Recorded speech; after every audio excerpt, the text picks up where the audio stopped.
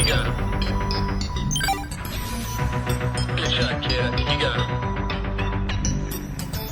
The Grand Theft Auto series is one of, if not the biggest and most successful franchises in the video game industry, spanning over countless console generations while also being one of the most controversial game series in existence.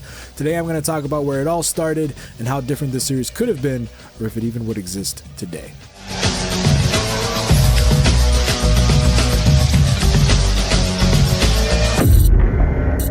So, Grand Theft Auto was released back in 1997 on the MS-DOS, Windows, and PlayStation 1. Then later in 1999, it actually got a Game Boy Color release, which is an interesting port of the game. And then, it was developed by DMA Design, who we now know today as Rockstar North. So, but yeah, let's talk about the development in this game. So, it started off as a title actually called Race and Chase. And on top of that, it wasn't even supposed to just release on what I just said. It was actually going to get a release on the Sega Saturn and Nintendo 64. Obviously, that didn't happen. That would have been interesting.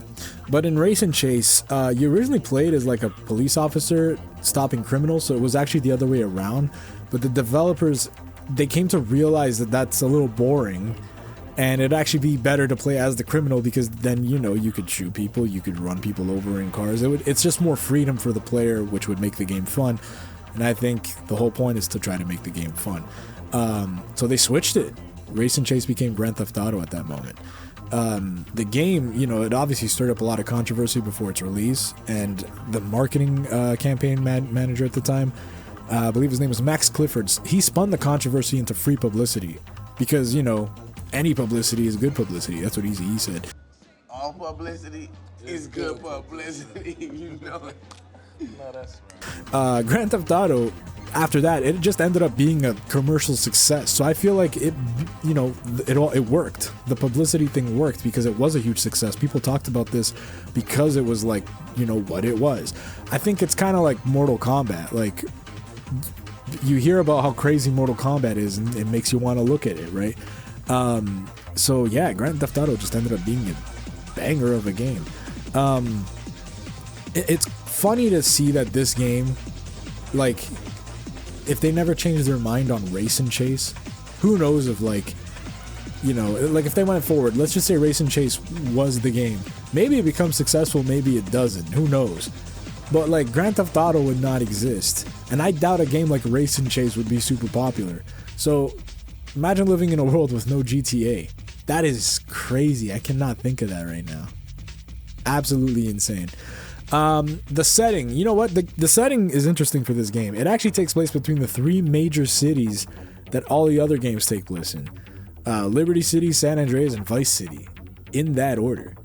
They're all here. Obviously, the graphics are primitive, so it's like, it doesn't really come across any different than, like, this might as well just be all one location. But like, it's just funny that like these cities, they already existed in GTA 1, and then like for the rest of this series' life, they just flush out these cities as much as they can over and over again, and they've become iconic landmarks in the video game, you know, industry, which is just crazy. The plot of this game, not much is here. You know, you choose one of 8 characters, 4 if you're playing the PlayStation 1 version, which is what I played it on. And you just begin your, you know, career as a criminal in Liberty City.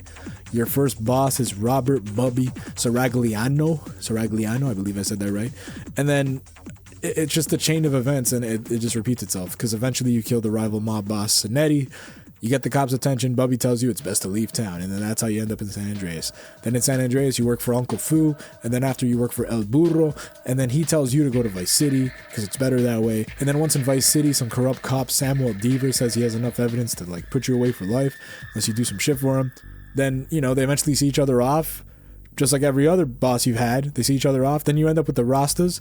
The Rastas have jobs for you. Then, you know, Brother Marcus, who is the leader, he sees you off. He says you will never see him again. And then the game ends. You get your retirement money. Congratulations. Which is just funny. That's funny. That's a very arcade-like setup. And, you know, it was 1997. Like, what else are you going to expect, right? Like, it has to be simple. Like, these crazy narratives that we're used to with Grand Theft Auto, it just wasn't like that back in the day. So yeah, I never, just personally, I never played this game up until I did this, played it for this review. I always thought that like top down in general was just never my jam for certain things. Like this is one of them. And when I see things like what's that top down retro River City Ransom Rampage, you know what I'm talking about. Like I couldn't get into that. Or Hotline Miami, couldn't get into that. So like I always knew I wasn't gonna love this game. So when I actually sat down and played it, it's like, okay, I already have to get used to, like, this is just the worst version of anything you can play in this genre already, right? Because here we got tank controls, which I actually did not know. I thought the game would actually control maybe a little smoother than what it is, but we got damn tank controls in the top-down game, so that already pissed me off. A top-down camera, and then the camera actually, when you're driving, it zooms out. So the faster you go, the more the camera will zoom out so you could see. But like, it doesn't really help me, to be honest. I'm honestly awful at this game. And every time I got in a car and drove, like, I hit everything. Doesn't matter if the camera zoomed out hard. Like, I just hit everything. I could not see it coming. And it was a little bit frustrating. The controls, I mean, triangle is reverse, X is forward, square is to rob a car, and then circle is to fight or shoot guns. L1 drifts the car, and R1 farts and burps, which is another surprise. I didn't know that this game had such a feature, but yeah, R1 farts and burps. Man, that is just hilarious. I love that the GTA humor like started right away, like I feel like the GTA humor it was there from the get-go, and they just built on it, which is hilarious. Oh man, yeah, but R1 farts and burps, fantastic. Now, of course, it's called Grand Theft Auto, so we already kind of know what we're getting ourselves into here. But the graphics being so early, and the game not being what we know it as today, a lot of these missions that you actually do in the game are just, they revolve around stealing cars, assassinating people, planting bombs, hijacking cars. Inciting gang wars. Like, that is pretty much the spectrum of missions you're gonna get. There's nothing really creative here outside of that bubble, but I think that's expected just because of the fact that it's the first of its kind. You can't really expect it to be the craziness that we know it for today. So yeah, I mean, the gameplay, along with the controls that I'm not too much of a fan of, I mean, the missions are very bare bone and simple, and again, very early 90s or mid 90s gameplay here, and it's fitting for the PS1. Let's talk about the soundtrack a little bit. 7 radio stations, which you'd think is a lot, but like, I don't think is. But yeah, 7 radio stations. There's a police radio track where you could like just hear the cops talk. And then what's funny is each vehicle actually only has access to a certain number of stations. So like, you can't just access all 7 when you get in a car. Each car has a certain amount of stations. The 3 gentlemen responsible for the music, Colin Anderson, Craig Connor, and Grant Middleton, they would actually record the music late at night in the Rockstar offices, which I think was pretty cool. And then, of course, we got to talk to, when we're talking about music in GTA 1, we have to talk about the theme song of the game, which was credited to The Shooters, but was actually made by Craig Connor. I guess he just used The Shooters as like a stage name. Really iconic track. So before, I actually did not know that this track existed, and my podcast mate Chris actually like showed it to me one day, and I was like, damn, this is, even in like 97 this thing was going hard. Like, it was just this high octane, like pure 90s sound, like kind of hip hop with like some little bit of rock in it, like an alternate kind of sound. And it's fun to just listen to even today, because I get what they were going for with that.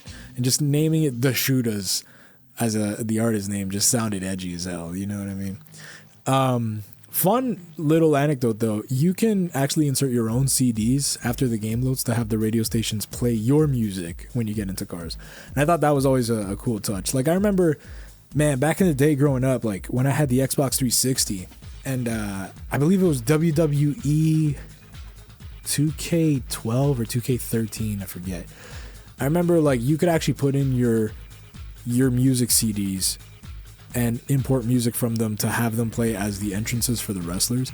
And I was really into Create a Wrestler back in the day, so I would make like, Spider-Man and freaking Batman and like anyone, you name it, Mickey Mouse, I don't know, whoever. I just wanted to see a Royal Rumble with like a bunch of created characters. And once I found that out, that you could put the music for their entrances, I burned so many CDs just to get the music in the game, man. It was honestly like a year-long project trying to create like the ultimate roster over there with everything completed. It was very fun times. But yeah, you could do that to an extent here, and I find that fascinating. You know, old tech, like when they find ways around things, like it always fascinates me. But yeah, Grand Theft Auto, it's definitely a product of its time. I personally just could not get into it the way I wanted to. Really gave the game a fair shot. Once I finished my run and got to the end, I was kind of like left empty. I was like, all right, like that was GTA. And you know, I see a lot of, like I said, there's a lot of humble beginnings here with the whole series in general. But I'm glad I finally played this one and got it off the list. It just, you know, I can't be too mad at it. Like, it is what it is. It's how it started. This game sprung a whole phenomenon of a series, and you can never take that away from it, no matter how you feel about this one in particular, you know. So it definitely has my respect, because GTA in this day and age is one of my favorite franchises of all time. So yeah, if I have to give it a fair score, a fair shake, I'd give this one a 5 out of 10. I think I'm just gonna give it the old 5 out of 10 down the middle. You've earned my respect, sir. However, I will not be returning to you probably ever, but this was fun.